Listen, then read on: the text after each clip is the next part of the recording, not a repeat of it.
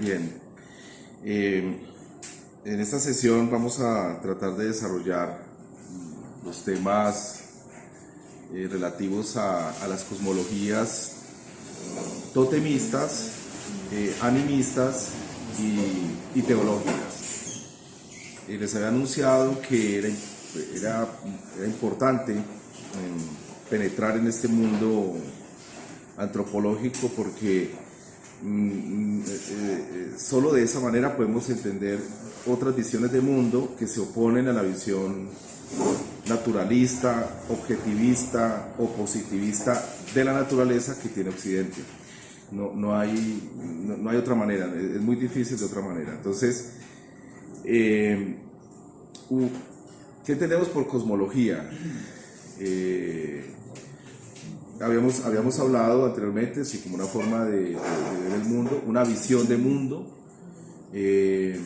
una cartografía del mundo, un mapa mundi también en latín, o sea, un mapa del mundo, que no es otra cosa que un conjunto de referencias para poderlo entender, un conjunto de explicaciones fundantes para entender el mundo, ¿no? Por qué estamos aquí, por qué estamos, por ejemplo, fijos a la superficie terrestre, por qué sale el sol, por qué se oculta el sol, por qué hay procesos cíclicos, etc. Es decir, siempre los pueblos o las naciones o distintas culturas han construido esas visiones del mundo, esos mapamundis, esas explicaciones, ¿no? Sobre todos estos acontecimientos, porque morimos, bueno, es decir, sería infinita la lista de situaciones que este mapa mundi nos enseña, nos explica, ¿no? Y nosotros nos conformamos con ello, vivimos a gusto con ello, excepto los filósofos, ¿no? Los filósofos tienden a cuestionar los mapamundis, a reconstruirlos, etcétera, etcétera. Los pensadores, también los pensadores teológicos o los pensadores místicos, es decir, también tienden a hacer reconstrucciones o críticas de las visiones del mundo que usualmente circulan en el mundo. Bien, entonces vamos a empezar por mencionar una serie de acontecimientos relacionados directamente con Peter Singer y con Arnold Ness, que yo les había mencionado en la clase anterior, en la sesión anterior, pues que eran fundantes en la filosofía ambiental. Vamos a encontrarnos en muchos momentos del ambientalismo con una noción que consiste en atribuirle valores intrínsecos a las cosas o a la naturaleza. Es decir, las cosas en sí mismas tienen una importancia específica, una dignidad concreta o una soberanía, etcétera, que hay que respetar, ¿no? Es como si las cosas mismas tuvieran en su sustancia, en su esencia, tuvieran valores intrínsecos, ¿no? Que nosotros tenemos que respetar, saber leer y respetar. Eso es, bueno, desde la perspectiva positivista, eso es superstición, eso es o superchería, es pensamiento mágico, porque no le podemos atribuir categorías de derechos o categoría de dignidad o categoría de autonomía o incluso categorías de inteligencia como valores intrínsecos a los animales o como valores intrínsecos a los árboles. Es decir, son situaciones que no se pueden aceptar, ¿no? Pero estos filósofos, Peter Singer y Arnold Ness, ellos desde un principio han defendido la tesis de los valores intrínsecos en los animales o en la naturaleza en general. Y sobre esa base pues construyen una ética o una bioética, construyen una filosofía de la vida, pues que luego se va complejizando y que hoy ya conocemos y está bastante extendida. Bien, ¿esto de dónde sale? ¿De dónde deriva? En general deriva de los pensamientos animistas de muchos pueblos de la Tierra. Es decir, los pueblos animistas consideran que los animales o los árboles o las plantas, etcétera, etcétera, tienen intenciones, tienen cierto nivel de conciencia con voliciones o con intenciones. Es decir, incluso pueden establecer comunicaciones con nosotros. Ese es pensamiento animista, ¿no? Animista. Y todos los etnólogos que durante el siglo XX han trabajado este asunto, ¿no? Unas veces desde la perspectiva totémica, otras veces desde la perspectiva animista, incluso se confunden, pero ya vamos a ver un poco las distinciones, lo ven desde esa perspectiva. Es como si estos objetos tuvieran intenciones, ¿no? Entonces, si tienen intenciones es porque tienen una sustancia que los hace inteligentes o les permite tener voliciones, por supuesto las sensaciones. Entonces, a partir de esa etnología, ellos construyen una filosofía de los valores intrínsecos, ¿no? Y en realidad toda la ecología profunda que hoy conocemos, incluyendo el animalismo, el sensocentrismo, que es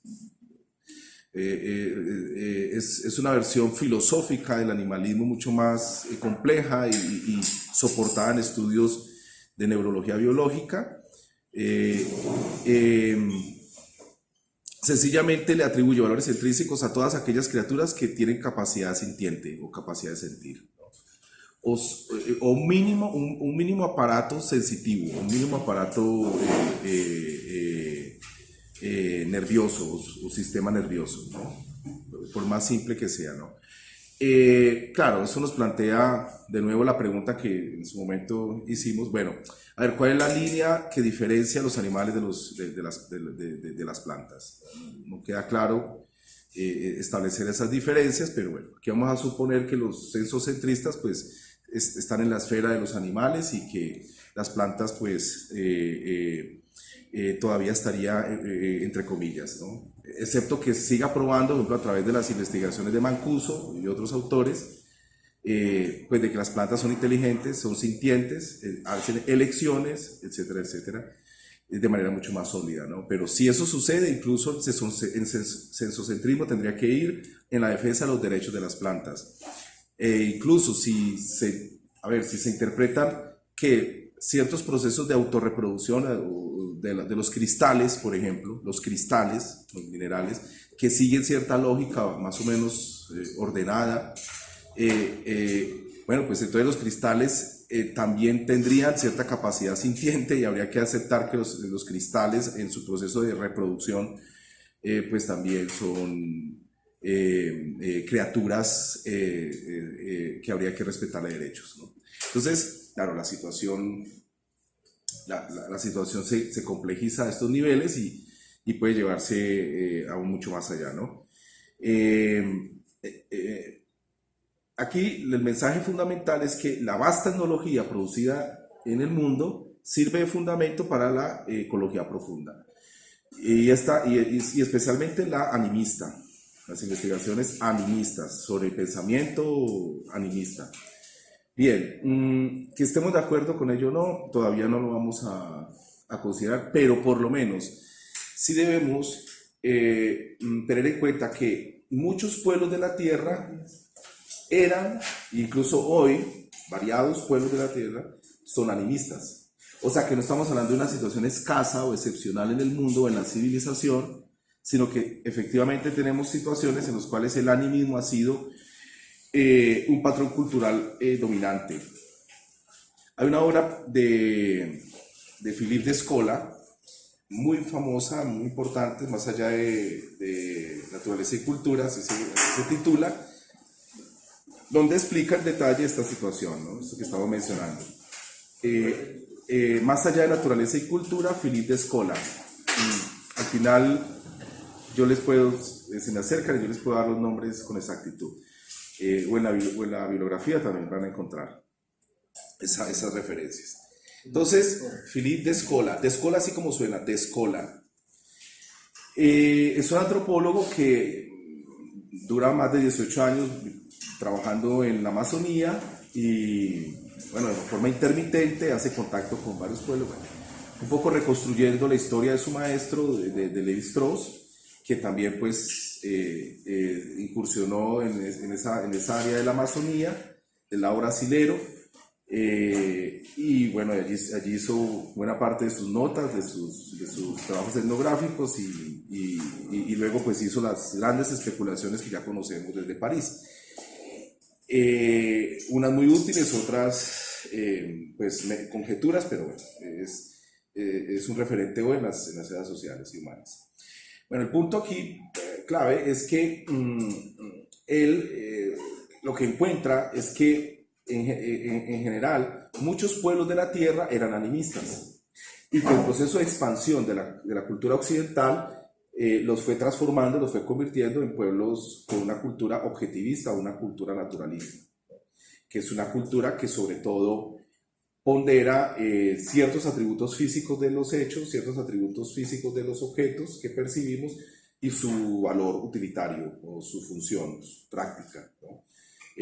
Otro tipo de relaciones con esos objetos ya son proscritas, no se tienen en cuenta, no tienen importancia. Entonces, vamos como desmitificando el mundo a través de esa expansión de Occidente, vamos perdiendo el encanto mágico que tenía el mundo, el desencantamiento que otros autores van a llamar, la conexión religiosa o mágica, como le queramos llamar, con la naturaleza, todo eso se va perdiendo.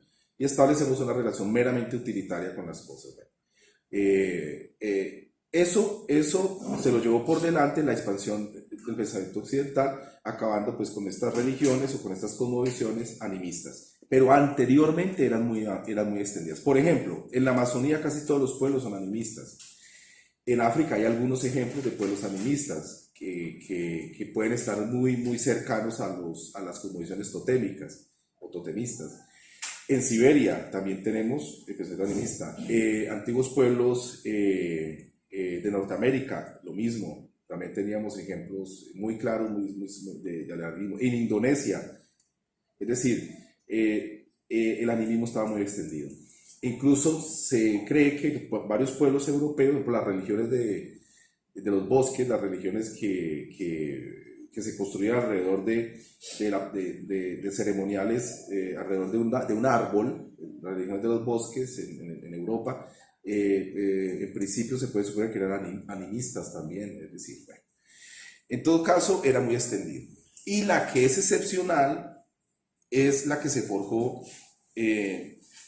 bueno, Egipto, pero con raíces en Grecia, pero con raíces en Egipto, que es la visión del mundo naturalista, ¿no? Naturalista o positivista u objetivista, que se va desplegando a través del Imperio Romano, que llega a nosotros a través pues, de toda la cultura hispanoamericana, bueno, a través de la cultura y los valores en Hispanoamérica, pero obviamente tenemos una influencia permanente de la Ilustración francesa, del pensamiento utilitarista inglés del siglo XIX, etcétera, etcétera. Todos estos elementos se van conjugando y van definiendo un poco esa cosmovisión que tenemos hoy, ¿no? De las cosas, que es muy práctica, muy utilitaria o muy objetivista. Bien, ¿en qué momento, se preguntarán ustedes, se produce ese quiebre? O sea, de tener unos naturalistas románticos, unos naturalistas que exaltan los seres vivos, los contempla y los quiere conservar. ¿En qué momento ese naturalismo se vuelve una fría descripción de las cosas? Pues bueno, es un asunto que empieza a cuajarse ya a mediados del siglo XIX, eh,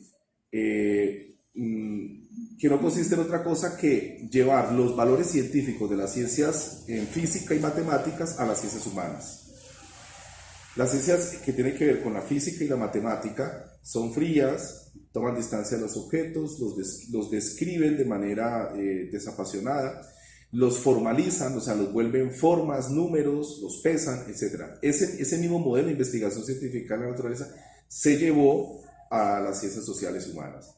Entonces, nosotros empezamos a ser vistos como objetos que se pueden representar geométricamente, que se pueden valorar mediante un sistema previo de medición, ¿no?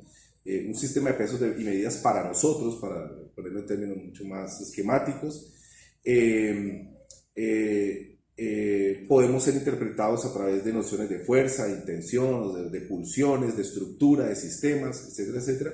Pero eso no deja de ser, usamos la palabra de igualdad, desigualdad, que son nociones que tienen que ver con la matemática y la geometría. Entonces, todo ese tipo de nociones las incorporamos a las ciencias sociales humanas.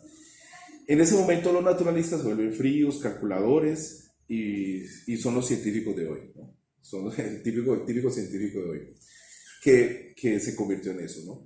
Es un naturalista que ha abandonado toda su esfera romántica y tiene un vínculo con la naturaleza meramente utilitarista.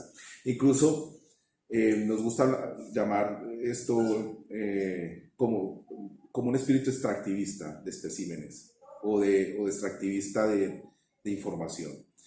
Ese es al final un científico, ¿no? Hoy, ¿no? Ellos se adentran a las selvas o se adentran a los ecosistemas o se adentran en los barrios y lo que hacen es extraer compulsivamente información o especímenes de esas realidades, lo sistematizan en un artículo científico y lo publican para propósitos personales, para sus instituciones, etcétera, etcétera.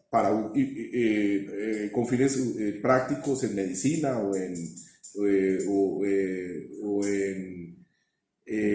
políticas públicas, pero siempre hay una suerte de utilidad, ¿no? Eso no se hace de manera ingenua, sino que se está pensando en utilidades muy prácticas, en planes de control, de vigilancia de la población, o planes de reconocimiento también de las realidades. Hay de todo, ¿no? Hay de todo respecto a este asunto, pues aquí no vamos a traer más detalles. Bien, les quería contar ese contexto, entonces antes de pasar antes de tocar ya en detalle estas cosmologías. Bueno, en el animismo, como ya les había dicho, estos pueblos establecen una relación de humano a humano con los animales o las plantas. Dicho de otra manera, el jaguar puede ser en realidad mi abuelo, pero que se ha puesto la envoltura de jaguar. El árbol puede ser un hermano incluso que está vivo, pero que simultáneamente puede estar en dos lugares. Puede ser mi hermano y al mismo tiempo puede estar vestido de árbol. Es decir, creer que el mundo es así, creer que existen cosas, entre comillas, inanimadas, que tienen inclinaciones, voluntades, etcétera, etcétera, conciencia, es el animismo, ¿no? Y las explicaciones que ellos dan son de este tipo. Tienen la envoltura de un jaguar, tienen la envoltura de una serpiente, tienen la envoltura de un árbol. Están vestidos de, ¿no? Y se entabla con ellos una comunicación. Bien, esto lo podemos, no se entiende así de fácil, pero bueno, en varias perspectivas, esto es delirante, esto no tiene sentido, pero efectivamente es así. Y el mundo lo ven rodeado de este tipo de ánimas, ¿no? De almas insertas en estos objetos, ¿no? Hay también, por supuesto, espíritus malos, es decir, por ejemplo, un jaguar puede ser un gran enemigo vestido de jaguar que se acerca, acecha y podría atacar a alguien de la tribu, del clan o de la familia extendida. Típico fenómeno en la Amazonía, por ejemplo, bueno, hace muchos años atrás. Eso es otra situación. En el totemismo, la explicación es un poco distinta, aunque las diferencias son sutiles. En el totemismo, un animal, por ejemplo un ave, un búho, incluso un árbol, pueden ser fuerzas que generan protección, ¿no? Fuerzas que pueden que al ser propiciadas mediante ritos o mediante ceremoniales, fuerzas a favor, ¿no? Son propiciadas para que los vigilen, los cuiden, etcétera, etcétera. Por eso, clanes pueden ser identificados con un tótem, ¿no? ¿Por qué es un tótem? Porque es el elemento que les garantiza protección. Es la fuerza que les garantiza la unidad. Y es la fuerza que también es digna de imitar. Se debe imitar, es deseable imitar porque su fuerza natural es la que hace que el clan esté unido, sea persista en su unidad y pueda enfrentar situaciones desafortunadas o guerras y conflictos con otros clanes. Esa relación es de tótem, es una relación totémica. ¿Dónde hay? Es muy extendida la cosmología totémica en el África, es muy extendida, es donde más se encuentra extendida. En Australia también la hay, y nosotros trajimos el totemismo y se ubicó en el Pacífico colombiano. Las comunidades afrodescendientes, muchas de ellas, si ustedes miran sus ceremoniales, ¿no? Pues obviamente traducidos al español, al catolicismo español, pero muchas de estos ceremoniales tienen esa apariencia de ser católicos españoles, pero en el fondo hay elementos totémicos, ¿no? No vamos a mirar pues en detalle ese asunto, pero lo hay, ¿no? Y persiste esa relación. ¿En dónde o con qué? Con sustancias, con brebajes, con infusiones, con vestuarios. Bueno, hay un conjunto de objetos que hacen parte de su rutina, de su vida cotidiana, con los cuales existe una relación totémica, ¿no? En Cuba, por ejemplo, hay esos rezagos son evidentes en lo que tiene que ver con santería, etcétera, etcétera. Claro, porque hay objetos que me protegen. O sea, que el trabajo de los chamanes tiene que ver con eso. Bueno, el chamán es es decir, el chamán usted lo puede encontrar, que es una expresión genérica, tanto en pueblos con cosmovisiones totémicas como en pueblos con cosmovisiones animistas. No es exclusivo de una religión en específico. También es como un intermediario entre espirituales. Es un sacerdote, un líder espiritual. Ese es el chamán en general. Entonces, aquí el punto central es que el totemismo se distingue del animismo en ese sentido. Claro, y el diálogo o la relación del ser humano con estos animales o con estos árboles no es una relación en la cual ese animal o ese árbol tiene intenciones, voliciones, o tiene sentimientos, o tiene pensamientos. El totemismo no es así de complejo, en el animismo sí, ¿no? Por eso la línea divisoria es borrosa, ¿bien? Entre estas dos cosmovisiones, pero subsiste y más o menos se diferencia de esa manera. Bueno, y las teológicas son las religiones del imperio en general. Son religiones sometidas a una alta racionalización, a un alto proceso discursivo racional, como cuáles, a ver, el catolicismo, el islam, el budismo, el taoísmo, el confucianismo, es decir, todas estas religiones que coincidencialmente se insertan en los imperios y son muy funcionales a ellos, son religiones altamente racionalizadas, entonces tienen teologías, ¿no? Tienen teologías. Y estas teologías son unas cosmologías, unas visiones de mundo que no se distinguen claramente de los totemismos y de los animismos. ¿Por qué? Primero porque tienen una institucionalidad enorme, es decir, tiene una jerarquía, por ejemplo, eclesiástica, o los intermediarios aquí en la tierra están jerarquizados. Hay una ritualidad anexa a cada uno de estos jerarcas de las iglesias. Tienen una circunscripción o una jurisdicción donde despliegan la doctrina más o menos definida, es decir, o sea, despliegan un poder espacial o un poder territorial para pastorear a la feligresía.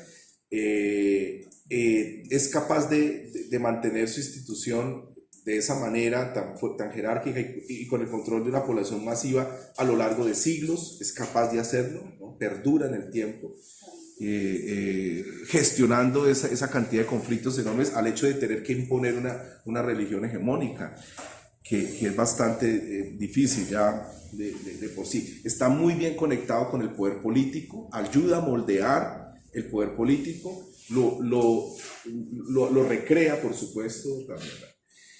Y coincidencialmente construye una visión, una cosmovisión analogista. Es decir, el más allá es el reflejo perfeccionado del más acá.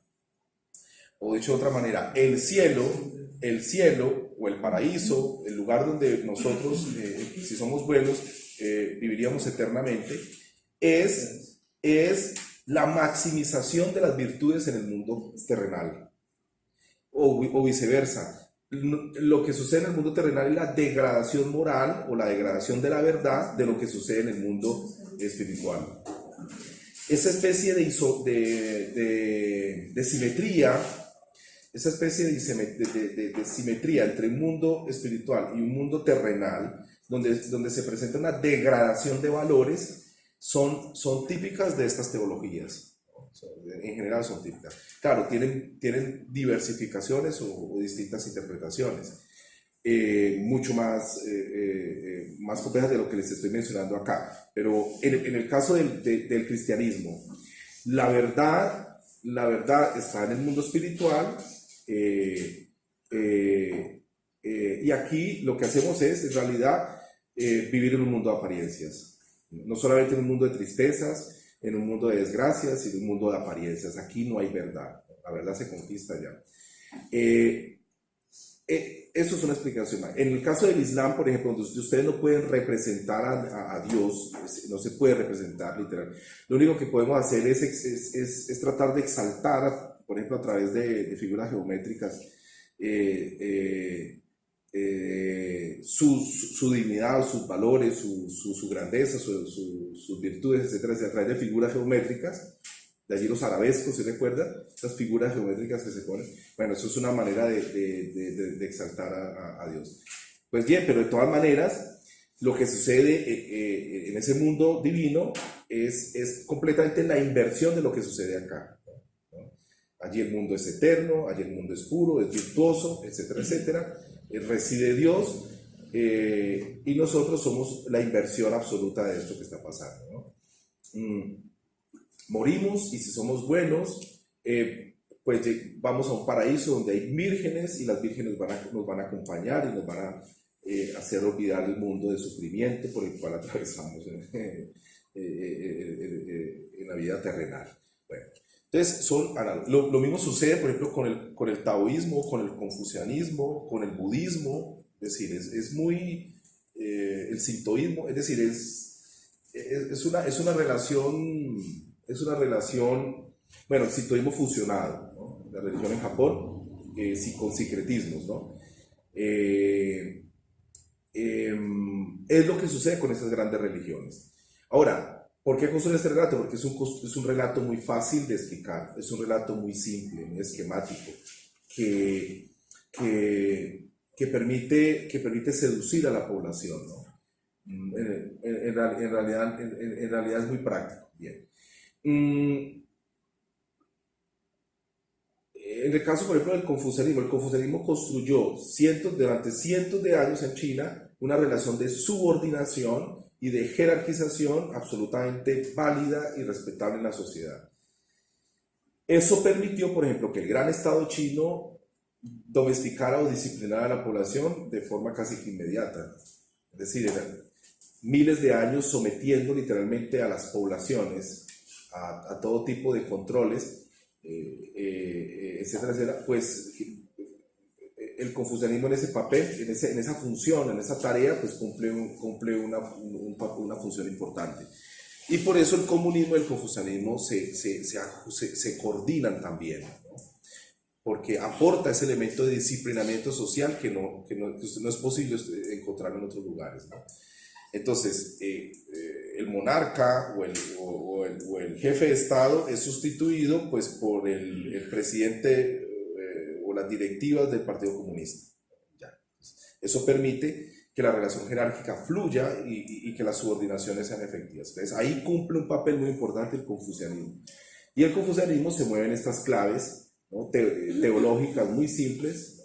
Que aquí no vamos a entrar en detalle, no vamos a mencionar, pero pero son de carácter analogistas en general y muy racionales. Eso es otro asunto que quiero resaltar. Muy racionales, ¿qué significa? Que si yo encuentro un milagro, tengo que verificar científicamente si el milagro es cierto o no, por ejemplo. Entonces hay una comisión en el Vaticano que se encarga de certificar si eso es un milagro o no. ¿Qué quiere decir? Quiere decir esto, que tengo que darle una explicación racional al milagro. De otra manera no puedo considerarlo un milagro, sino una estafa. Entonces racionalmente pruebo que es una estafa. ¿Eso por qué? Pues porque es una religión muy racionalizada. Entonces mandan a unos expertos, los expertos verifican y dicen, no, efectivamente aquí no había un ladino detrás inyectando sangre a la Virgen y induciendo que ella pues exudara sangre, no, o sea, sino que efectivamente de la nada, ex nihilo, sale la sangre, sale por obra de una fuerza divina desconocida, ex nihilo de la nada. Por eso es un milagro, pero hay que explicarlo racionalmente. Miremos estos niveles de complejidad del asunto. Bueno, entonces tenemos tres grandes cosmologías, repito, la palabra, totemista, animista y teológicas.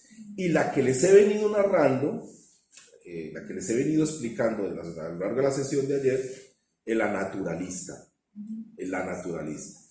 Entonces, ahí tenemos cuatro grandes cosmologías que regulan todos los sistemas de creencias en el mundo. El totemista, el teológico, el animista y el naturalista. Ya tengo la palabra. No quiere decir que los pueblos se distingan de manera definitiva e inequívoca así, sino que ustedes pueden encontrar pueblos donde las capas de animismo, naturalismo se van superponiendo, pero una es más dominante, un sustrato es más dominante que el otro. Por ejemplo, en un pueblo amazónico, cualquier pueblo Witoto, Tucano, lo que sea, animista, la capa que corresponde al animismo es más dominante que las capas que corresponden, por ejemplo, al naturalismo.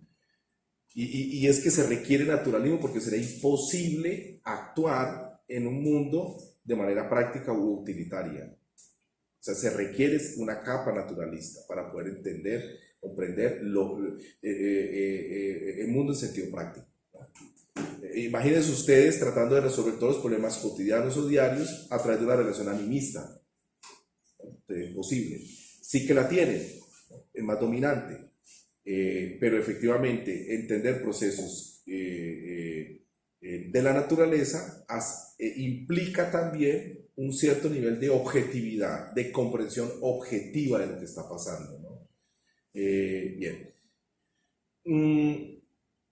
Para poder cazar, para poder reconocer los ciclos del clima, para poder registrar las inundaciones, etc. Para poder transmitir información sobre el sistema de cultivos, para poder recordar los ciclos de seminómadas, porque recuerden que ellos transitan durante años un solo camino, un mismo camino, y se ubican en lugares donde antes ya habían domesticado el sitio, en la Amazonía, ¿no? Bueno, hay un ecólogo muy importante, Orán, brasilero, que hace un trabajo muy bello sobre ecología humana en la Amazonía, que se los recomiendo. ¿Quieres mencionar? Morán. No, ese es un brasilero. Volviendo a lo de la parte de las teológicas, usted nos hablaba pues del cristianismo, también nos hablaba del confucianismo, y me gustaría que tocáramos el tema del budismo, ya que, digamos, esta religión tiene algo características, es que el nirvana, el cielo de ellos, se encuentra es aquí mismo, o sea, que ellos es un despertar, más no es un lugar al que ellos llegan como tal, como una religión cristiana. Hemos conocido las relaciones de ellos con la naturaleza o con su cosmogonía, sí. En este caso, en el budismo. Sí. Más usted nos mencionó de que eran religiones del imperio.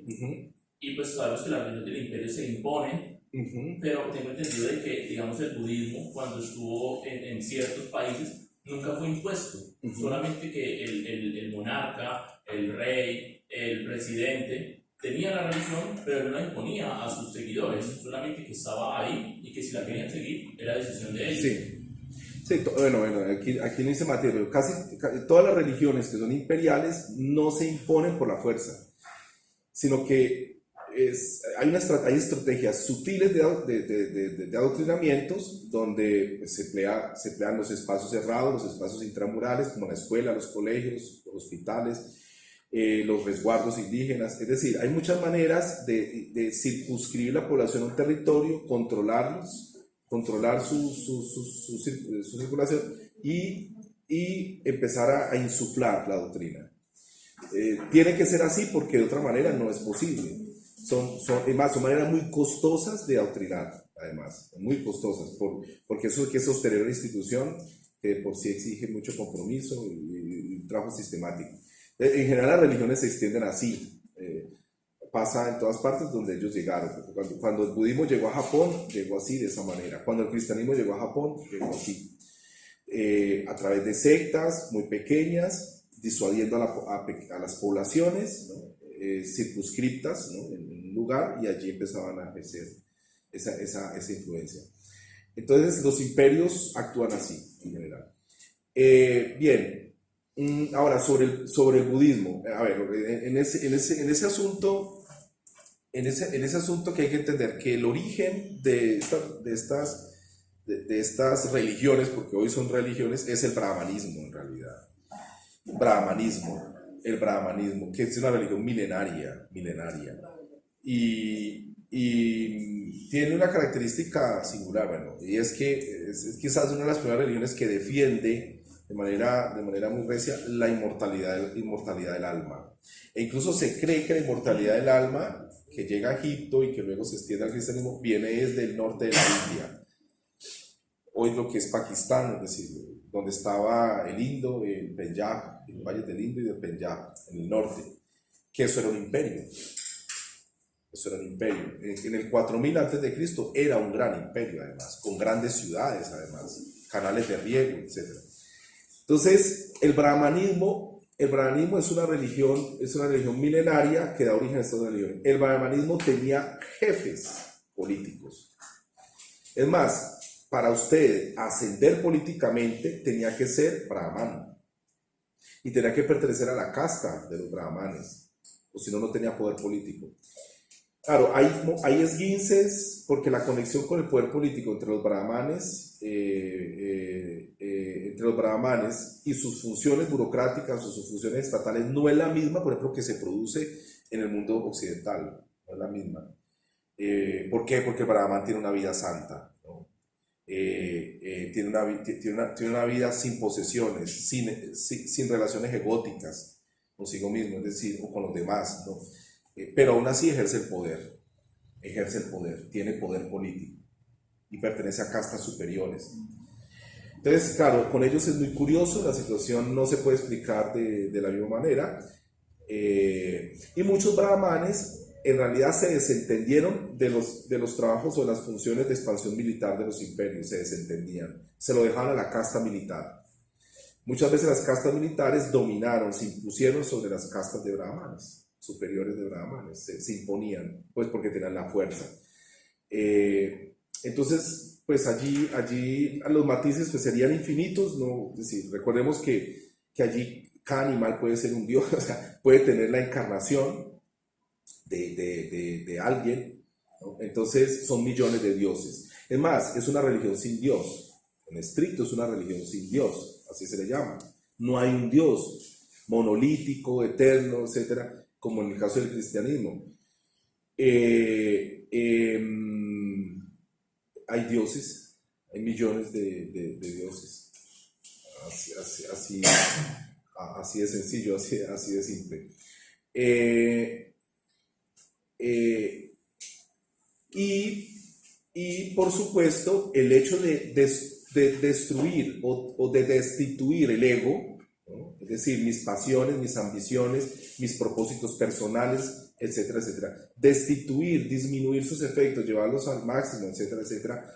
En ese proceso me hace a mí más divino, o me hace a mí más puro, o me hace a mí más santo. No deja de ser el mismo fenómeno que estamos hablando. Yo soy impuro y mi inversión consiste en purificarme. ¿Y qué significa mi inversión? Irme contra mí mismo significa negar mis sentidos, negar mi ego, negar mis instintos hedonistas, ir contra mí, de alguna manera. Fíjense que esa es la inversión de uno mismo. Sigue siendo una religión muy teológica, racionalmente construida, donde conseguir la pureza o la eternidad consiste en realidad en negar mi mundo egótico. Es un proceso típico, ¿no? Es decir, si yo antes tenía en el cristianismo una relación entre el mundo terreno y el mundo divino, de inversión de la verdad o de inversión de la pureza, etcétera, etcétera, o de las virtudes, aquí la relación de inversión la tengo yo con mi ego. Mi ego es el enemigo a derrotar.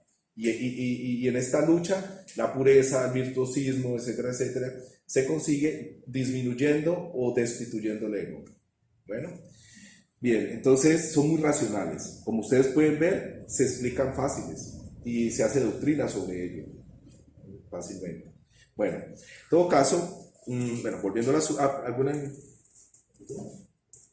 sí. Pues una pregunta, ¿el totemismo necesariamente tiene que tomar figuras o imágenes de animales, por ejemplo, para representar un objeto? Casi siempre sí, son animales, porque hay virtudes, características o capacidades que yo quiero que el animal me transmita o me propicie. Por ejemplo, la visión, la fuerza,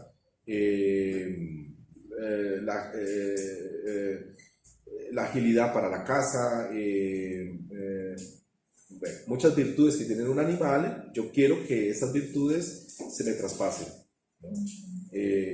A través del tótem que pues, es el animal, ¿no? En ese sentido, por ejemplo, las figuras que ven en San Agustín se pueden considerar como tótems. Claro. ¿Los qué, perdón? Las figuras que ven en San Agustín. No sabría decirte, porque eso es un pueblo antiguo que desapareció, es muy difícil saber qué relación ellos construyeron con eso. ¿Parecerían tótem? Sí, parecerían tótem, sí, parecerían tótem, unos tótem. Pero recordemos que el animismo está muy en el borde. Entonces podríamos estar incurriendo en una falsificación y quizás serían animistas también, ¿no? Objetos con los cuales yo sostengo conversaciones o tengo relaciones racionales de comunicación o de voluntades. No sabíamos definirlo. En el Cauca también hay mucha, el Parque Tierra Adentro, el Parque Arqueológico de Tierra Adentro Cauca. Allí también, en el Parque de San Andrés de Piscimbala, ustedes encuentran mucha estatuaria. Y es un pueblo antiguo, no es el pueblo Nasa, el que dio lugar a eso. Es un pueblo antiguo entre el 800, 1000 de esta era, ¿no? Donde se produce un esplendor y construyen estas cosas, ¿no? Y parece ser que es una sola civilización que iba desde el sur hasta el norte, hasta ese nororiente del Cauca. Parece ser que era una sola civilización. Bueno, entonces, en el ambiente, ahora sí, volviendo al asunto, el ambientalismo hoy tiene una beta muy, muy potente de conexiones, de relaciones, de explotación, en realidad simbólica, del animismo, pero también del totemismo, también puede usar el totemismo. En otros momentos puede usar la teología, ¿no? ¿Qué son, pues, qué son las narrativas del Papa Francisco respecto al medio ambiente? Es ambientalizar la teología cristiana. La casa nuestra, esta casa que ha construido Dios, es un recinto sagrado que no podemos manchar, ni intoxicar, ni contaminar con nuestras acciones, ¿no? Bueno, pues para que vean allí, el ambientalismo puede explotar la teología, en este caso el cristianismo. Y por supuesto, Ness, que van a poner, o Peter Singer, etcétera, etcétera, hacen uso ya de elementos secularizados del animismo. ¿Qué quiere decir elementos secularizados? Que pierden todo contenido religioso. No obstante, sigue existiendo un elemento metafísico, que en este caso es el valor intrínseco de las cosas o de los animales. Bien.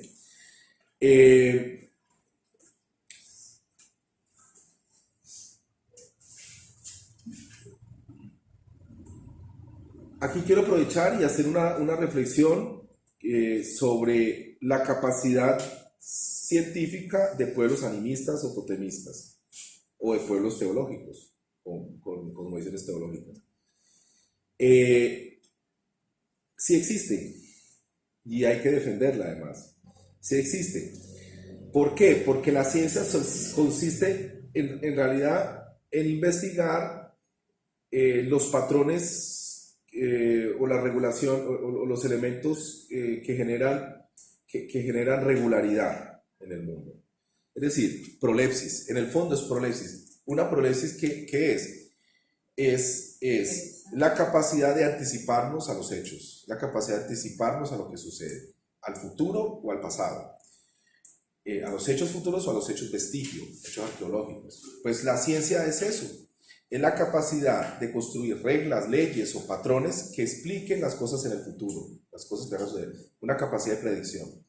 Y la ciencia funciona hacia el futuro y hacia el pasado, la ciencia histórica. Entonces, cualquier pueblo que tenga esa capacidad de hacer anticipaciones racionales al comportamiento de los hechos del futuro o del pasado, hace ciencia. Lo que pasa es que la ciencia es local muchas veces, tiene efectos locales únicamente.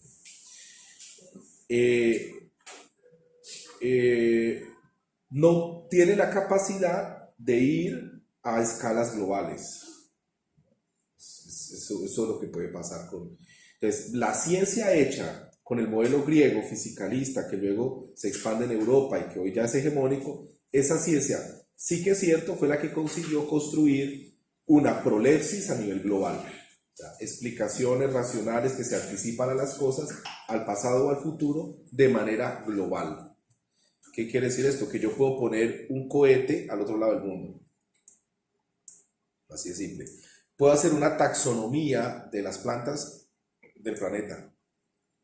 Claro, habrán errores, excepciones, situaciones raras, pero la puedo hacer. ¿Qué quiere decir eso? Construir la teoría de placas tectónicas que expliquen todo el movimiento de placas de la Tierra. Puedo construir una biogeografía que explique la distribución de las plantas en todos los pisos térmicos y en todas las altitudes del planeta. O sea, pero, a ver, es una prolepsis a nivel global. Los pueblos indígenas, por ejemplo, nuestros, los chibchas, tenían ciencia local.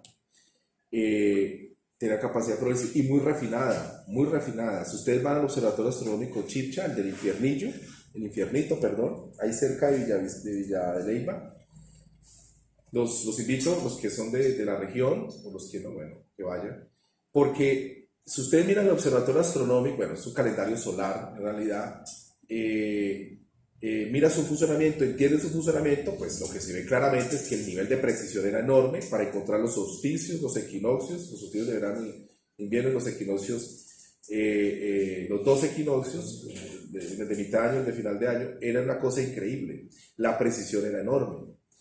Incluso ustedes hacen mediciones geodésicas para encontrar si efectivamente estaban bien alineadas los promontorios,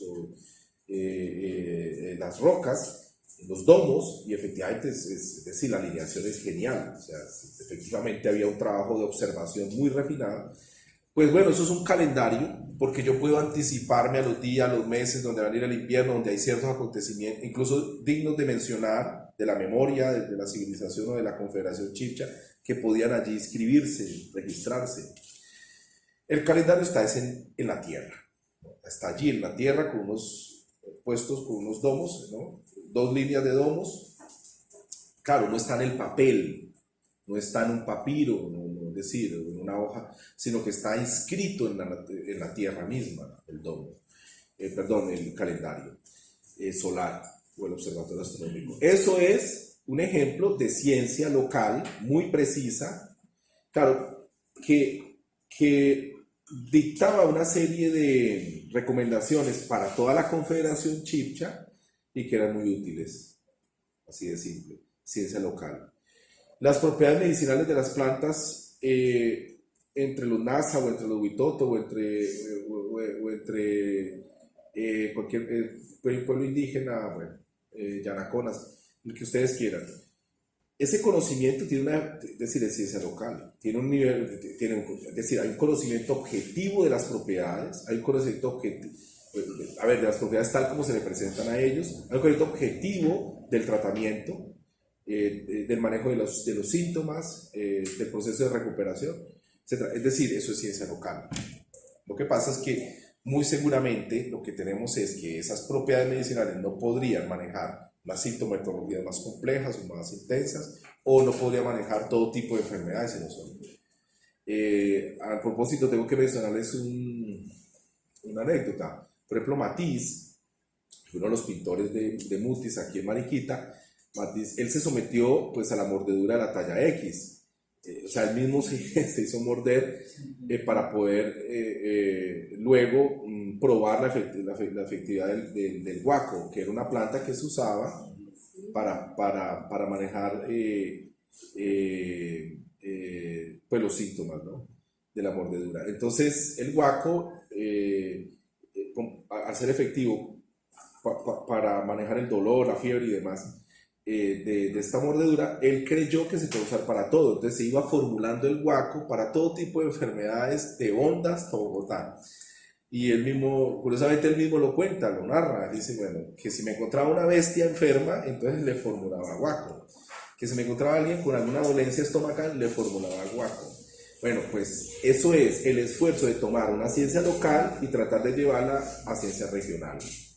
Tratar de entender, tratar de ver las reacciones, tratar de aplicar estas propiedades a un amplio espectro de enfermedades, pero obviamente se dio cuenta que no. En principio era optimista, pero ya después no funcionaba, ¿no? Pues así funciona esto, ¿no?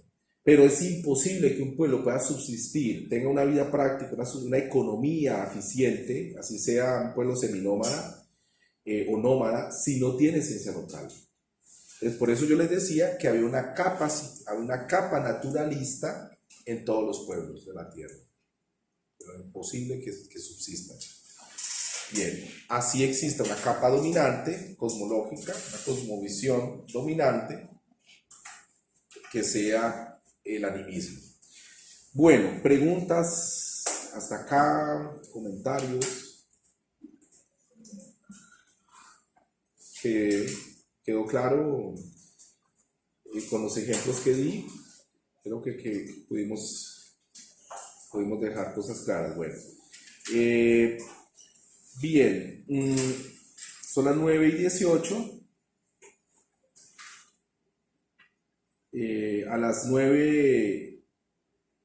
A las 10 podemos hacer el break. ¿Sí? Bueno. Muy bien. Ahora, ¿esto qué conexión tiene? Toda esta historia que les he contado, ¿qué conexión tiene con la ordenación y la planeación ambiental? Pues la conexión es total, en general es total. Porque cuando nosotros hacemos ciencias ambientales, en realidad lo que hacemos es prolepsis ambiental. Tratamos de anticiparnos a los accidentes, los riesgos o los conflictos ambientales, anticiparnos a esos hechos.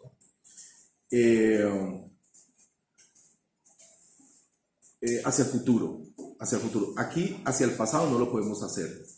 En planeación siempre es prolepsis hacia el futuro, ¿no? Porque son acciones que mejoran situaciones futuras. No podemos hacia el pasado. Hacia el pasado lo que hacemos es historia ambiental, o hacemos paleoecología, o hacemos paleoglaciología, o sea, hacia el pasado. Pero hacia el pasado tenemos un gran problema, y es que no existe planeación porque no podemos cambiar el pasado. ¿Bien? Entonces, en planeación y ordenación ambiental, con esto que hemos hablado, la conexión es total. Bueno, vamos a hacer los ejemplos más comunes, más consabidos sobre este asunto.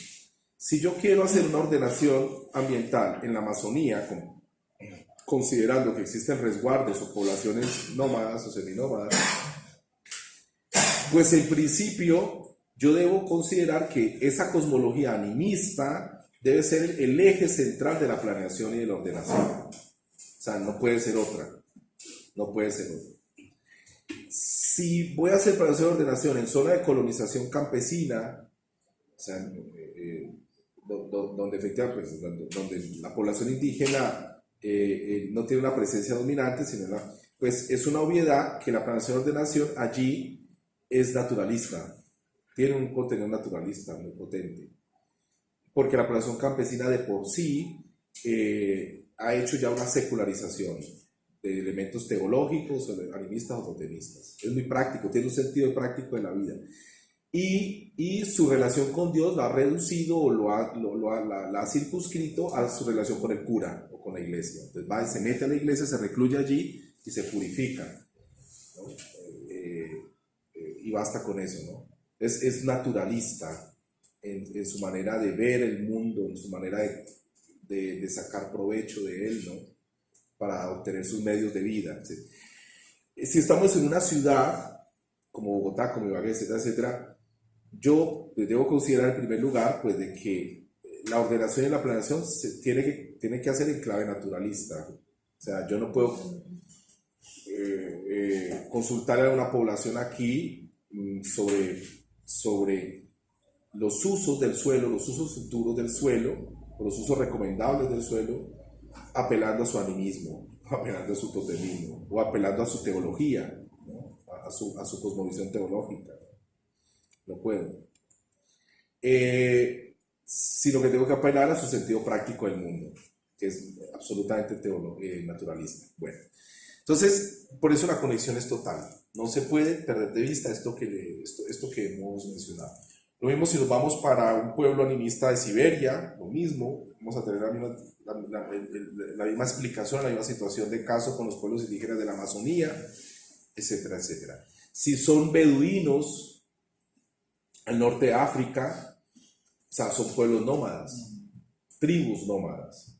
Pues bueno, ¿cómo voy a ordenar yo o planear en términos ambientales con un pueblo nómada? Pues tengo que considerar de que efectivamente ellos tienen una visión de mundo totémica unas veces, teológica otras, ¿no? Dependiendo de las tribus.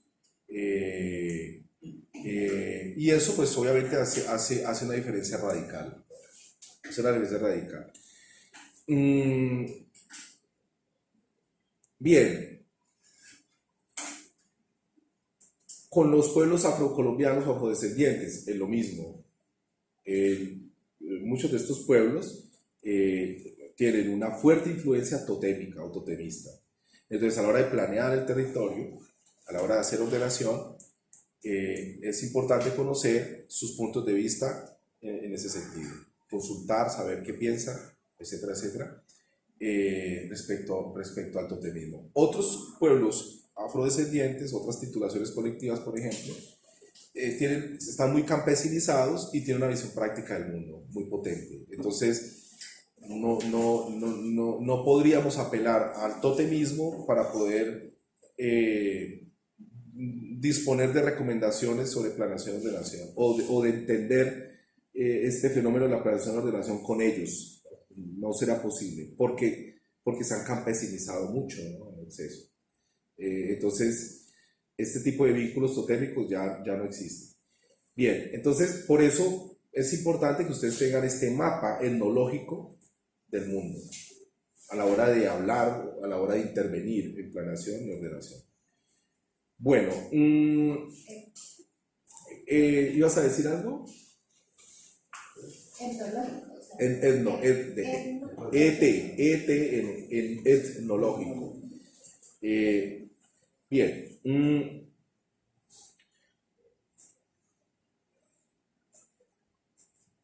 Ahora, ¿cómo podemos entender esta diferencia entre planeación y ordenación? ¿Alguien podría decirme algo? Y ordenación. Sí, pues digamos que como lo indica es muy prolepsis, por decirlo así, ¿no? Porque uno primero planea, es decir, imagina, y luego es prolepsis tal cual, y luego intenta como accionar esa imaginación, ¿no? Pero es que es muy difícil. Yo siento que, digamos, la planeación en este momento actual en ningún territorio se ejerce o se hace ver total en Ya. algún aspecto. Es decir, O sea, primero uno planea y luego uno... sí, la planeación es un acto proléptico, es un acto de prolepsis, de anticiparnos a las cosas, que se construye, se diseña previamente en computador, en el papel, en los archivos, ¿no? Se deja testimonio, constancia de la planeación.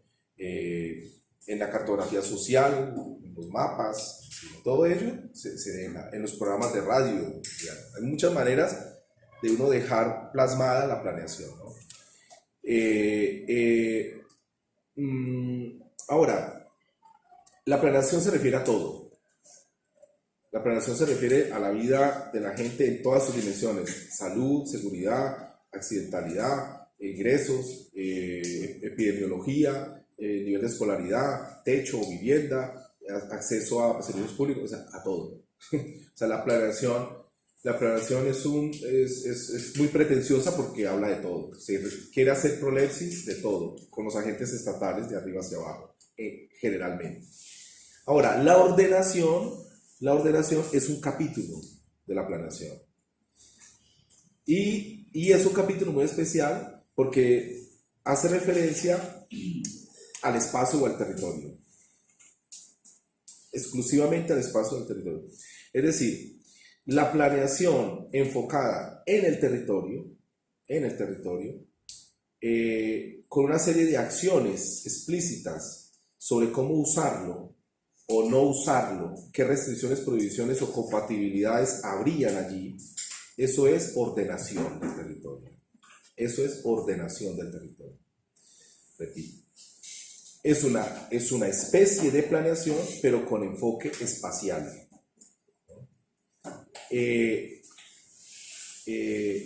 Dicho de otra manera, es una planeación detallada que hace prolepsis del territorio, que se anticipa y previene problemas en el territorio.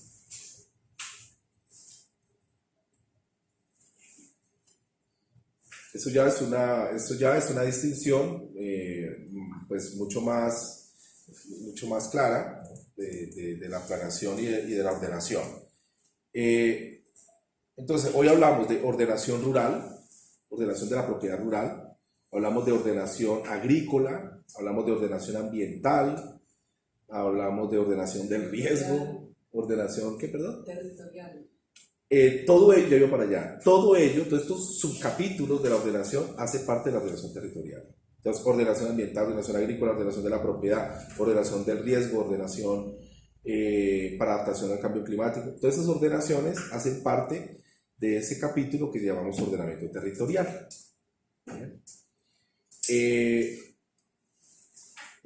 Ahora, los tecnicismos no vamos a considerarlos aquí, es decir, hay escuelas, instituciones, universidades que hacen discursos formales, ¿no? Precisos sobre estos asuntos, pero nosotros vamos a ponerlos en un nivel muy conceptual para entenderlos y no vamos a apelar a discursos oficiales respecto a este asunto, ¿no? Porque eso no lo permite la filosofía ambiental y en general las ciencias ambientales. Entonces esa es la distinción, esa es la diferenciación que nosotros encontramos. Ahora, el territorio es un compuesto elemento muy complejo, muy difícil. Y hay teóricos que lo han disuelto en una serie de categorías, ¿no? Una categoría es espacio, por ejemplo, espacio. Otra categoría es ambiente, otra es relaciones funcionales, otra, por ejemplo, es el valor del suelo, valor económico del suelo. Es decir, empezamos a desmenuzar el territorio en distintas categorías. Y eso es fatal. En general es fatal porque después de desmenuzar el territorio en estas categorías es imposible volverlo a recomponer. O sea, se hace muy difícil volverlo a recomponer. Y eso pues es lo que llamamos el problema de la planeación sectorial. ¿Qué es la planeación sectorial? Que nos encargamos de planificar el territorio por parcelas o por pedazos o por atributos y no nos damos cuenta del bosque en general, del cuadro general del problema. Y bueno, sobre esto, pues, en teoría política o en teoría del Estado, deliberadamente los políticos lo hacen así. Hacen planeación sectorial para no resolver nada, para que los problemas no se atiendan de raíz y para que la dependencia entre el elector y el líder político sea siempre vigente. La dependencia por recursos, por apoyo y a su vez de la comunidad hacia él a través de votos. Entonces la planeación sectorial también deliberadamente se construye para no hacer nada o para dejar las cosas desatendidas. Eso también puede pasar. O se atienden mal, se resuelven de forma parcial, es otro fenómeno. Ahora, la planeación sectorial no es una especie de capricho tampoco del político, es que también los agentes comerciales, los agentes del mercado en el territorio, o sea, los agentes capitalistas que explotan el territorio en muchos sentidos, impiden que haya una planeación integral, la obstaculizan y lo que piden son planeaciones sectoriales, planeaciones por focos, por momentos, por elementos o atributos muy específicos del territorio. Es el capitalista, el agente capitalista pide que le resuelvan el problema de la contaminación en un sitio donde él necesita construir un proyecto ecoturístico. El capitalista pide que le resuelvan un problema de seguridad vial. El capitalista, ¿por qué? Porque va a construir un condominio muy cerca, etc. El agente capitalista está pidiendo que le resuelvan un problema de saneamiento básico, porque su urbanización pues, no tiene los servicios públicos garantizados y van a haber problemas de enfermedades. O sea, el capitalista pide ese tipo de soluciones del Estado. Como beneficios personales. Sí, obviamente hace parte de un proyecto empresarial individual, sino que apela al otro, apela a la comunidad, al barrio, etcétera, etcétera, para que se lo resuelvan. Y siempre la petición es formulada en términos de planeación sectorial. Entonces, claro, si el capitalista exigiera una planeación integral, pues literalmente el capitalista casi que sería inane. El empresario o agente económico sería inane, porque el Estado lo resolvería. Entonces, no tendría literalmente nada que hacer. Por eso las conexiones entre planeación, ordenación, capitalismo y Estado, esas conexiones son muy importantes entenderlas. Y casi que hoy la planeación es un instrumento de gestión del capitalismo muy eficiente, ¿no? Se ha vuelto así, ¿no? No quiere decir de que en otros regímenes políticos la planeación no sirva para nada. Sí sirve, sino que deja de ser rica, compleja, como en el capitalismo. Ahorita vamos a ver unos detalles, ¿sí? Por ejemplo, o sea, no sé cómo reflejar esto, digamos, en el caso de Bogotá, un ejemplo concreto, en el plan de ordenamiento territorial que piensa dejar Peñalosa, en donde, digamos, algunos barrios tradicionales se convierten en zonas donde se pretenden, por ejemplo, levantar edificios altos. Sí. Entonces, y además, también delimitar lo que es la ribera del río Bogotá, donde piensa, digamos, reducir el espacio que hay, no tanto como el caudal, sino más bien la ribera. Sí. Pues tiene como un espacio bien natural donde el río circula y el cauce bien, Y lo otro también es atravesar, creo que los cerros occidentales con un sendero ecológico, de comités ecológico. Pero entonces digamos que todo pareciera corresponder más bien a intereses particulares en cuanto digamos a las empresas constructoras que son las que se encargan de levantar estos edificios. Sí, pues sí, bueno, a ver, en las sociedades de mercado las actuales, buena parte de las obras públicas se construyen por intereses particulares o a iniciativa de intereses o agentes particulares que derivan de allí una riqueza y que a su vez ofrece a cambio un bien público. Ahora, la diferencia, bueno, a ver, aquí lo que no nos gusta es que eso sea financiado, o sea, que la riqueza que acumula el empresario la financiemos nosotros, ¿no? Eso es lo que no queda bien. O que se coludan con el Estado, se hagan negocios, cooperen y hagan negocios entre el Estado y ellos para sacarnos plata vía impuestos y pagar sus riquezas, su proceso de acumulación de rentas o de riquezas. Eso es lo que no nos gusta. Pero en general, en estas sociedades, casi que todas las obras son ejecutadas a través de privados y ellos de allí derivan utilidades ordinarias o extraordinarias, como le quieran llamar. Y bueno, pues no siempre ha sido así, pero en los últimos años, sobre todo eso es así. Y el capitalismo inauguró, de una manera muy potente, inauguró esa manera de construir. Así hizo Inglaterra, incluso desde el siglo XVI, muchas obras se empezaron a construir pidiéndole a la gente plata. Obras por valorización, por ejemplo. Estados Unidos construyó toda su red ferroviaria inicial, fue en realidad a través de inversiones privadas.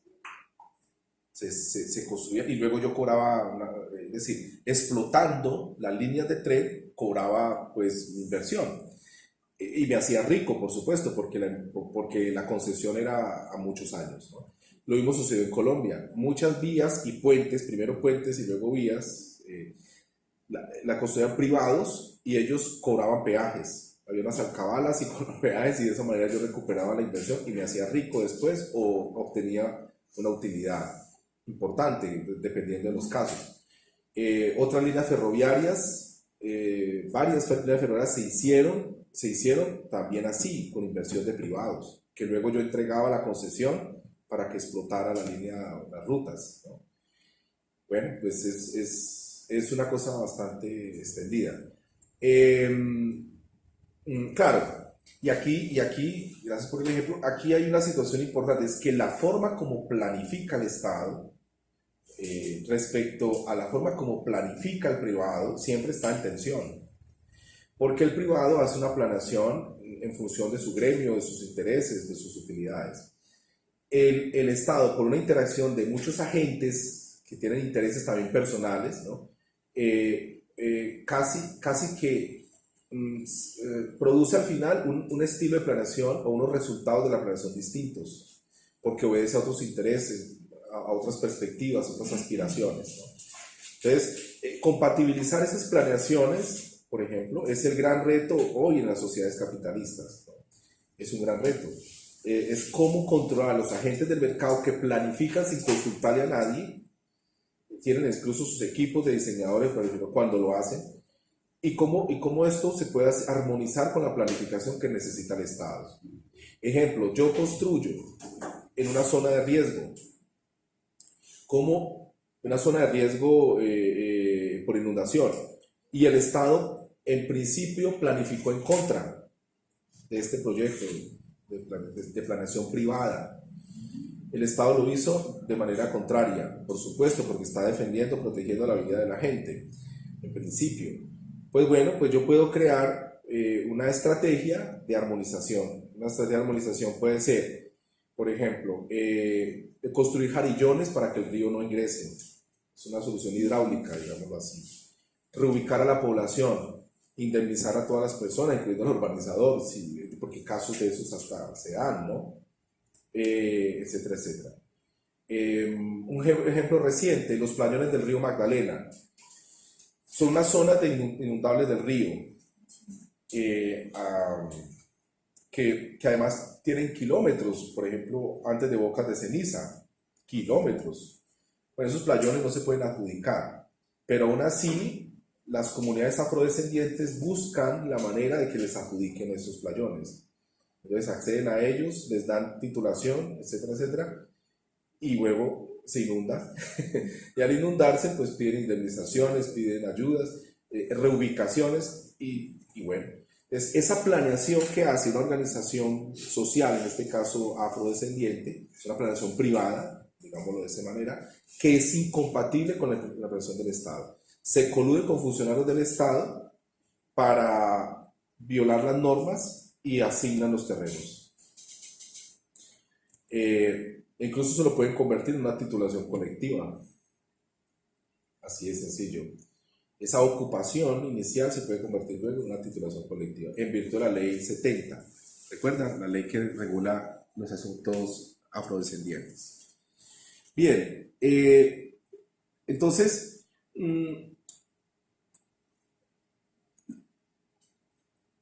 si esto funciona a nivel de planeación territorial, y es la cosa así de compleja, sin tocar otro tipo de planeaciones, ¿no? Solamente la que tiene que ver con los territorios o con el espacio geográfico, pues ya ustedes podrán imaginar la complejidad de tocar otros temas, ¿no? La planeación. Bien, en este seminario, pues nosotros nos concentramos, ¿no? Reflexionamos en torno a la planeación del territorio y específicamente en torno a la planeación ambiental. La planeación ambiental, que es el subcapítulo, repito, de la planeación del territorio. Bien, ahora, la ordenación territorial y luego la ambiental tiene una historia corta, oficial, corta, ¿no? Por ejemplo, en el caso de Colombia, nosotros estamos haciendo una ordenación efectiva solamente desde 1997, más o menos cuando se pone en vigencia una ley de ordenación territorial, la 388 del 97. Anteriormente no existía ordenación literal, o sea, existía la ley de reforma urbana que trataba de hacer ordenación urbana, pedían unos requisitos, etcétera, etcétera, pero estaba totalmente huérfana la situación rural. El tema rural no estaba claramente definido. Actualmente tenemos ya muchos instrumentos de ordenación en Colombia, de ordenación urbana y rural y ordenación regional. Están más o menos bien redactados en las normas, con unos instrumentos, unas resoluciones que los desarrollan, etcétera, etcétera. Pero efectivamente el nivel de impacto de estos instrumentos o de estas legislaciones es mínimo en la realidad territorial, es mínimo. En muchas poblaciones del país, en las ciudades intermedias como Ibagué, nadie pide licencias de construcción. Literalmente nadie atiende a la autoridad de planeación. Esto es un ejemplo muy irregular, es decir, es una situación anormal, ¿no? Totalmente anormal, pero bueno, así es. En Europa, en los Estados Unidos, incluso en Chile, en Uruguay, es una cosa muy anormal que no se pida licencias de construcción, que no haya una ordenación, que no se atienda la ordenación previa al territorio a la hora de construir. Es muy extraño, es muy raro, o sea, se sanciona duramente, se hacen demoliciones, si usted no tiene, aquí no. Entonces, ese grado de informalidad, esa imposibilidad de hacer ordenación es notoria en el crecimiento espontáneo de las ciudades. Es decir, ciudades sin servicios públicos, ciudades informales, ciudades precarias, etcétera, etcétera, es producto de esos desarrollos espontáneos. Claro, el Estado es muy débil también, los procesos de vigilancia o policíacos también son muy débiles o muy corruptos.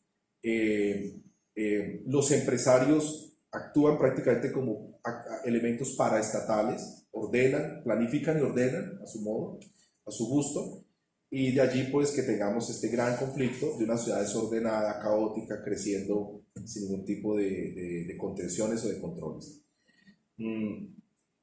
Incluso uno puede atreverse a decir de que los agentes estatales de las ciudades antiguas eran más eficientes, o de las ciudades medievales, o del Renacimiento. Es decir, tenemos en el pasado situaciones de éxito, de planeación y ordenación mucho más relevantes, mucho más importantes que las que tenemos hoy.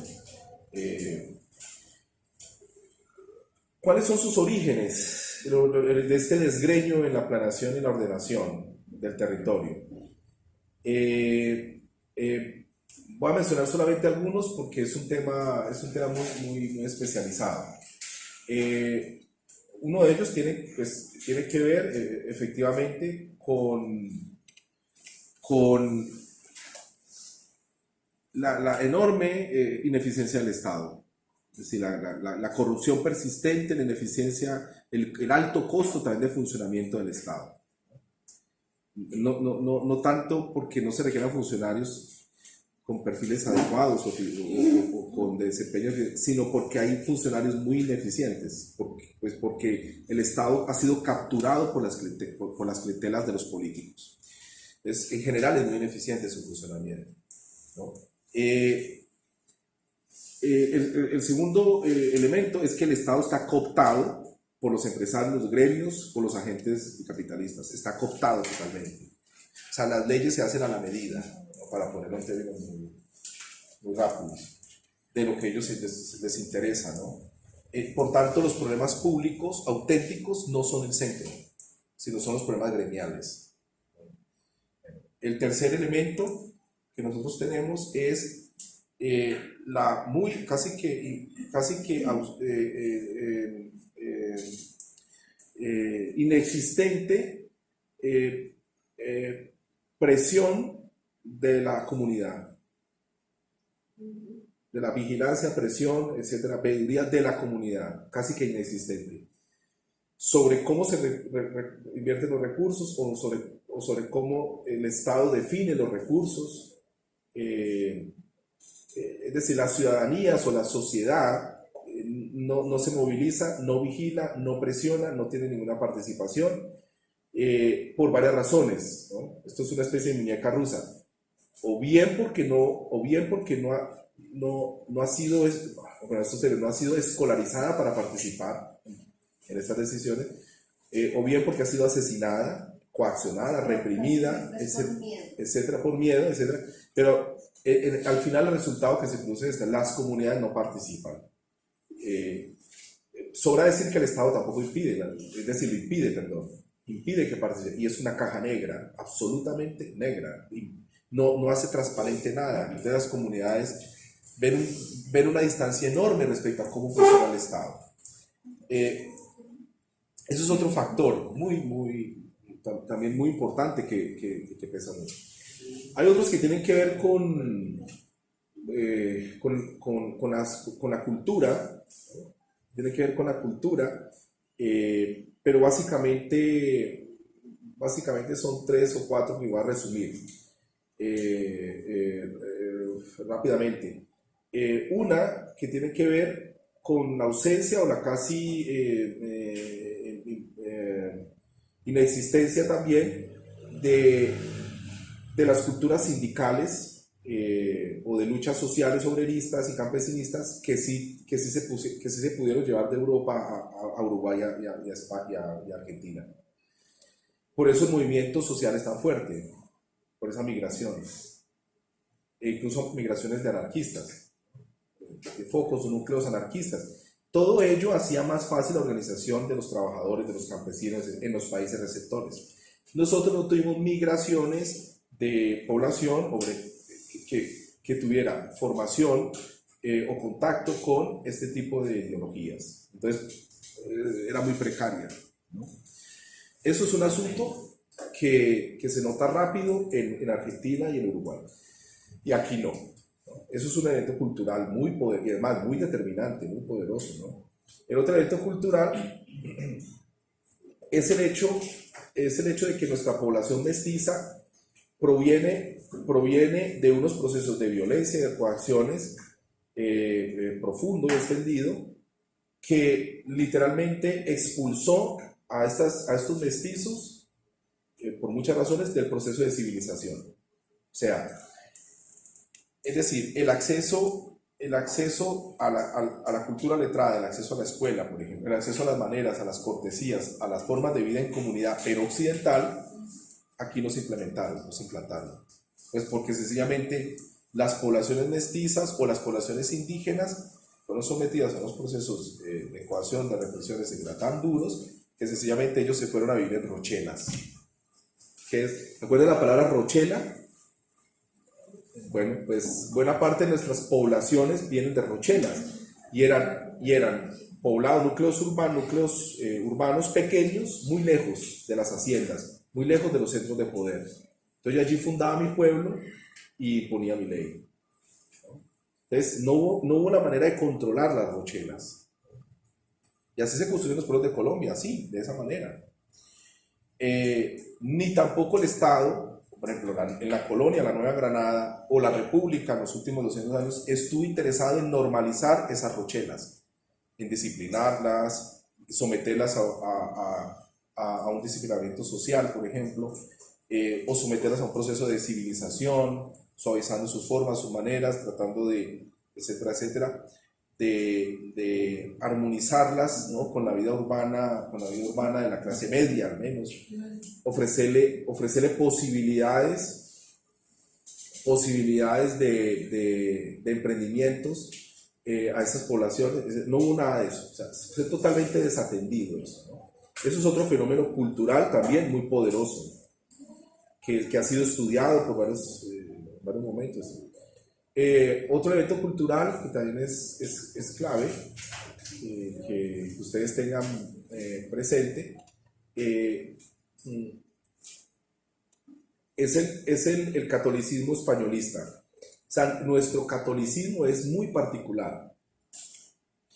No es igual al catolicismo suizo, o al catolicismo alemán, o al catolicismo francés, o al irlandés. Nuestro catolicismo está profundamente vinculado a la administración del Estado, al manejo del poder político, pero también está muy vinculado al manejo de la tierra, a la administración de las haciendas, al control de la tierra en Colombia.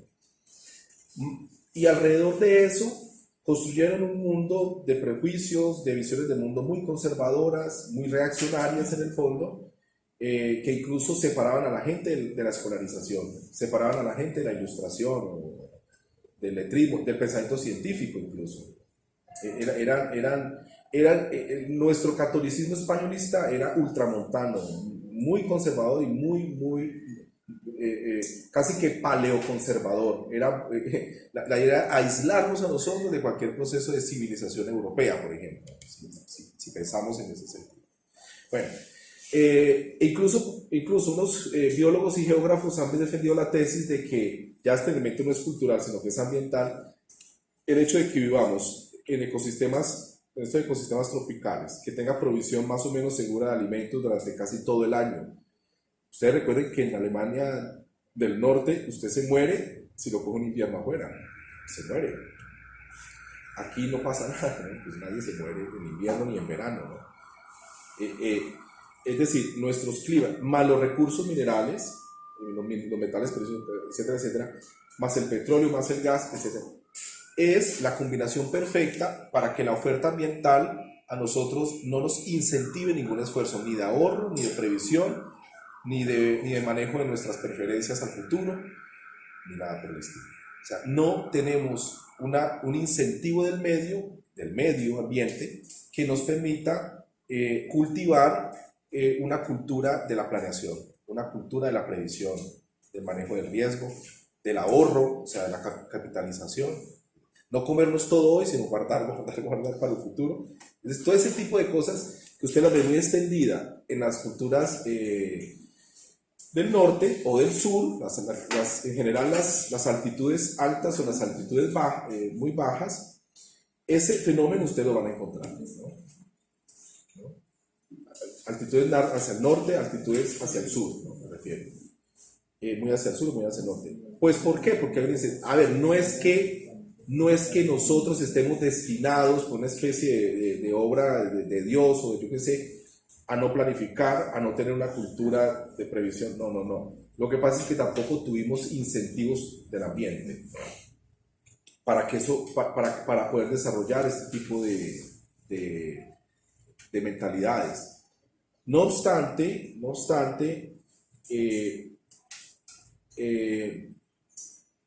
existen fenómenos claramente definidos donde pueblos con riqueza de minerales o con riquezas ambientales importantes y que a pesar de ello desarrollaron pues niveles de emprendimiento importantes.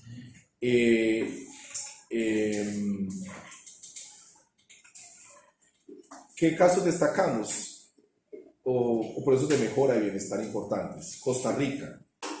Costa Rica no tenía minerales, la población indígena en general es escasa, pero tiene selvas, ¿no? Tiene selvas, importante. Tuvo una migración extranjera también importante, etcétera, etcétera, una mestización también donde dominó esta migración extranjera que traían estos valores civilizatorios que les he comentado, incluyendo los sindicales, etcétera, etcétera. Pues eso hace que Costa Rica hoy tenga unos índices de calidad de vida muy altos, incluso muy parecidos a los de Uruguay, que a su vez son indicadores de calidad de vida que están en los niveles superiores del mundo, ¿no? En los lugares de desempeño superiores, ¿no? En el mundo. Pues bien, allí la oferta ambiental tropical, por supuesto, les aseguraba alimentos, en los inviernos no los mataba, etcétera, etcétera, pero ellos pudieron aprovechar sus entornos, pudieron aprovechar sus talentos, su población, el genio de esa nación, como se llamaba antiguamente, y lograron salir, y lograron construir un estado más o menos eficiente, no tan corrupto como el nuestro, y finalmente subieron los estándares de calidad de vida. Bueno, eso es un ejemplo. Uruguay tiene los suelos más fértiles, uno de los suelos más fértiles del mundo. Por la capa vegetal puede llegar a tener 12, 14 metros. La capa negra. Nosotros aquí la capa de, por ejemplo, el Valle de Magdalena es inexistente en unos casos, en otros tiene 20 centímetros, 15 centímetros. Semejante oferta, semejante riqueza en fertilidad de suelos, pues fue aprovechada por ellos, no fue desaprovechada, fue aprovechada, ¿no?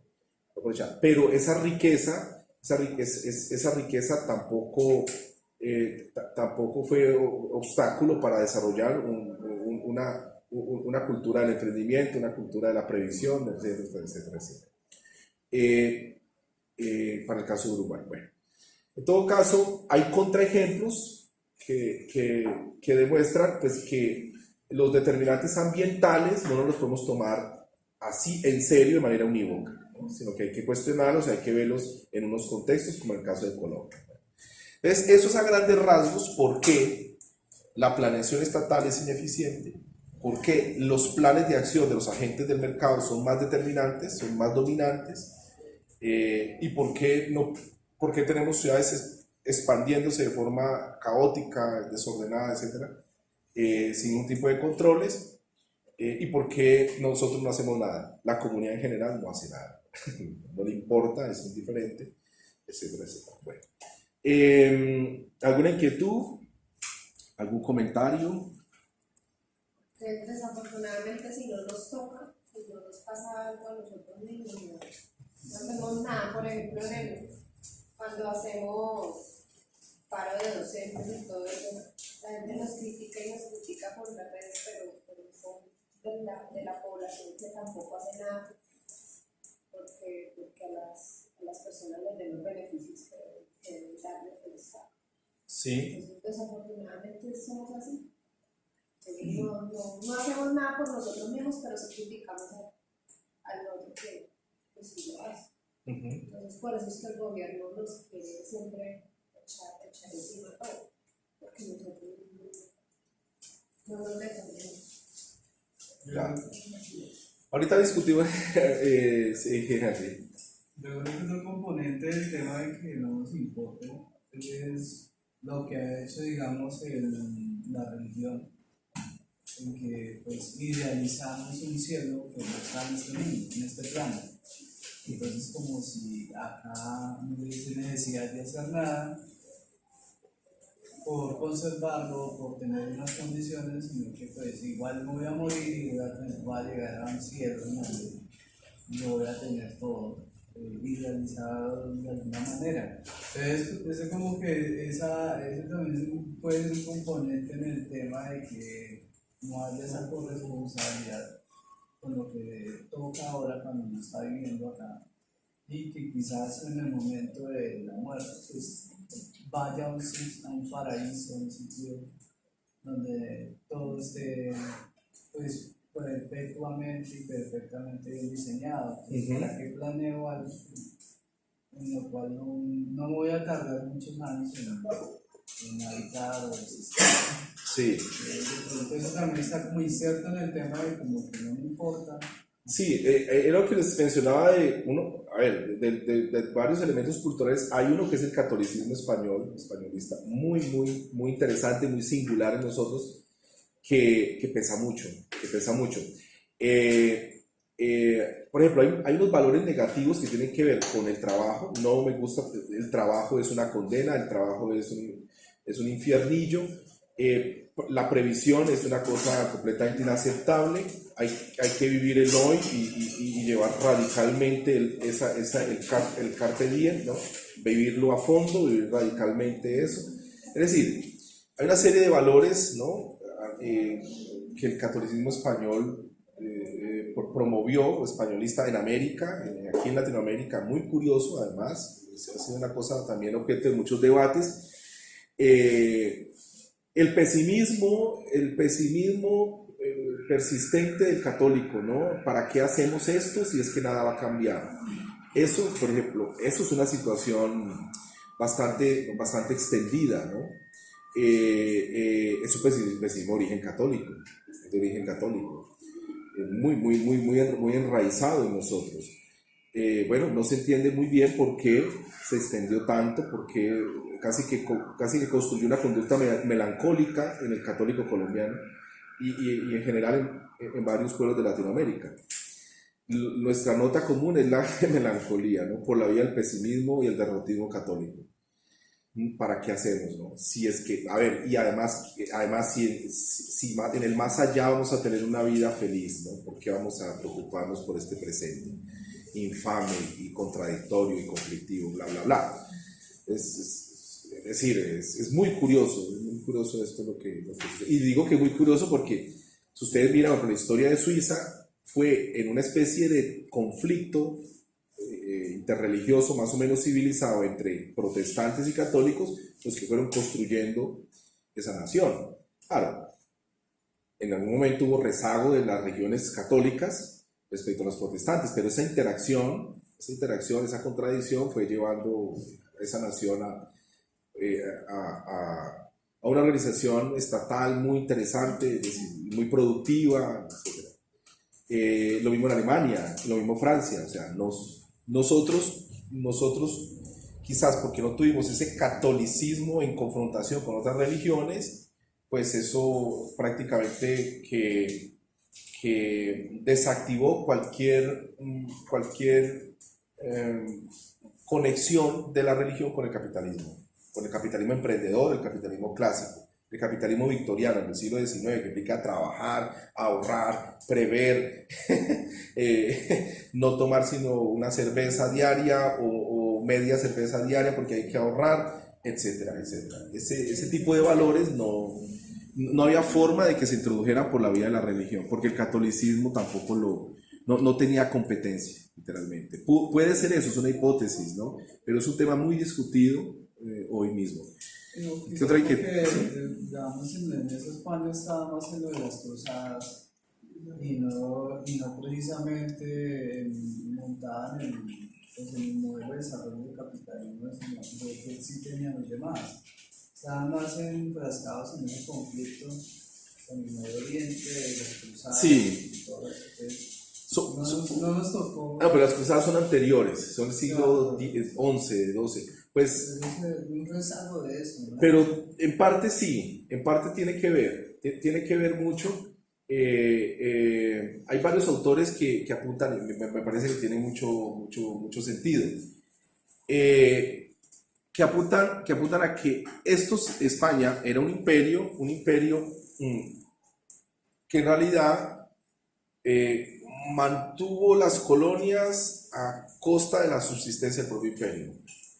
Era prácticamente un lastre, una rueda de molino atada al pescuezo, etcétera, etcétera. ¿Por qué?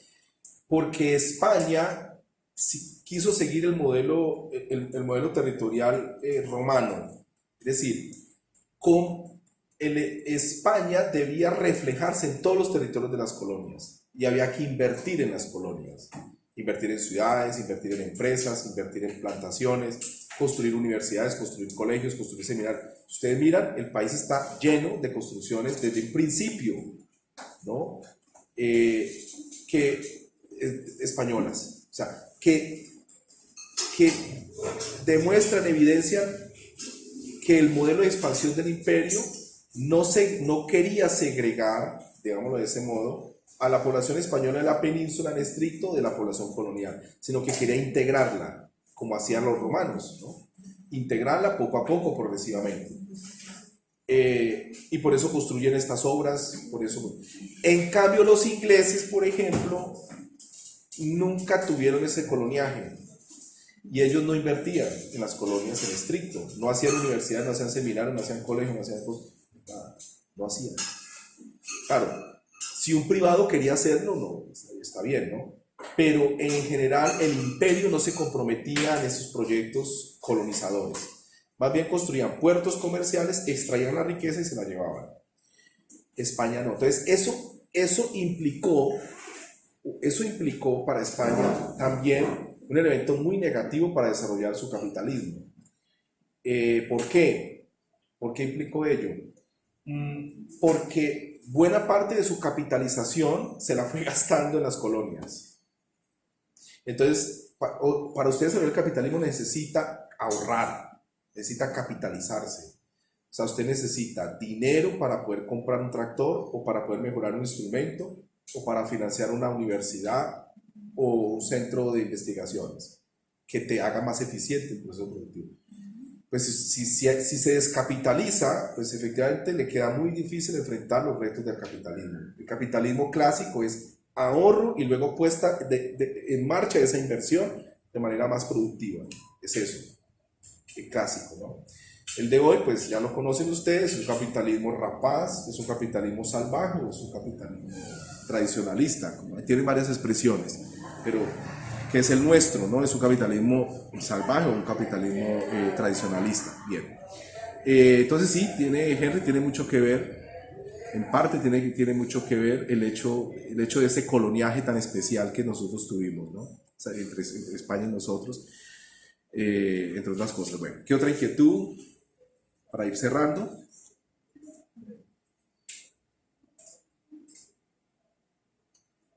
Bien, bueno.